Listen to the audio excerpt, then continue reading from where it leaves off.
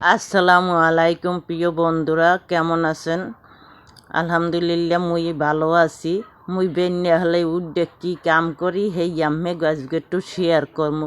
মুই বেন্যা হলে উড্ডেই কুরমাহি, কারণ রোজার দিনে মুই ঘুমে গুন্দে উঠি দেরিতে।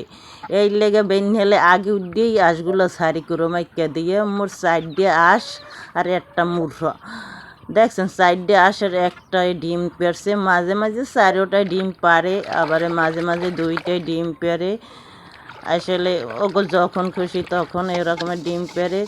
তারপর ওটার পরে পাতিলারিগুলো সব পুষ্কুনির পারে নিছি। এখন হাঁসগুলো ছাড়ার পর পাতিলারিগুলো আমি মাইজা নিলাম। আমি ছাই দিয়েই পাতিল মাজি বেশি, কারণ আমার ছাই দিয়ে পাতিল মাজলে মনে হয় অনেক পরিষ্কার হয়। মাঝে মাঝে ভিমবার দিয়ে মাজি।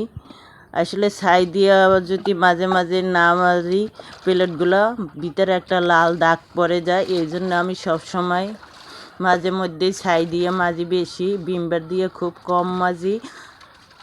আসলে প্লেটে যে সময় তেল লাগে বেশি সেই সময় আমি ভিমবার দিয়ে মাজি। তাছাড়া আমি সবসময় ছাই ব্যবহার করি। আমি আজকেও কাগজ দিয়ে ফুলদানি বানাবো। অনেক দিনই এই ফুলদানিগুলো জুড়ছি, কিন্তু সময়ের অভাবে কাজ করতে পারি না। আজকে একটু ফুলদানির কাজ করব।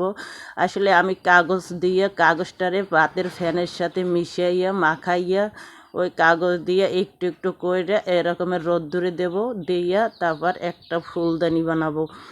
আসলে একদিন আপনাকে পুরো ভিডিওটা আমি বানাই দেখাবো। এই দেখেন একটা বানাইছি, এই একটা রং করছি। এবার ফুলদানিটা আমার প্রায় 20 বছর আগের ফুলদানি, সেইটা আপনাকে দেখাইলাম।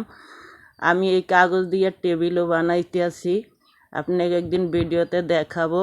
আসলে ভালো লাগবে, আপনারাও বাসায় ট্রাই করবেন এরকমের ফুলদানি বানানোর। আমার নিজের হাতে কাজ করা ভালো লাগে সবসময়, তাই সব